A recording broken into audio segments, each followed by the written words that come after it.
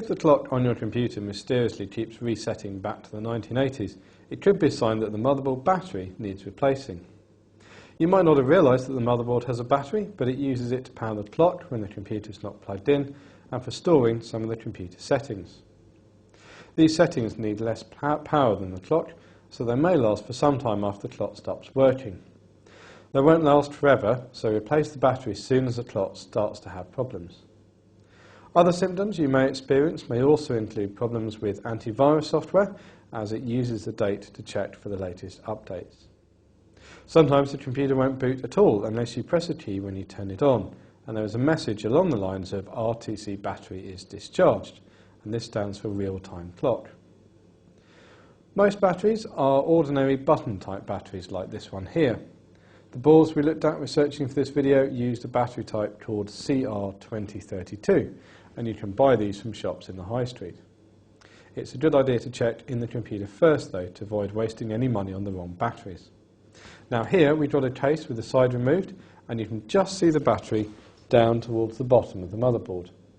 They're normally flat on the board, but we have seen a few mounted vertically, normally on mini shuttle type PCs. So you can see the process better. We've got a motherboard here on a special tray, and you can see the battery down here. Now, before you do anything else, always remove the power from the motherboard, and this means unplugging the power cable from the motherboard, not just turning it off at the wall.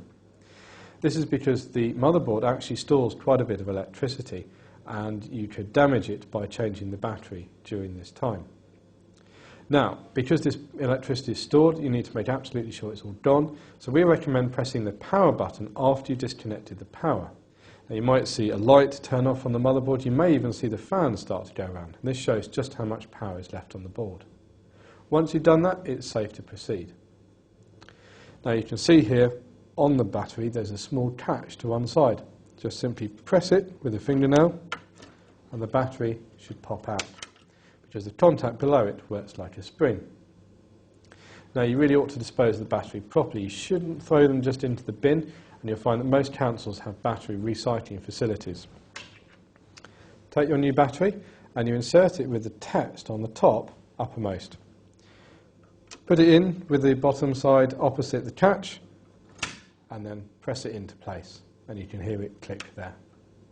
Now all you need to do is replace the power and the side of the case, and the computer is working again, although you may need to set the clock one last time.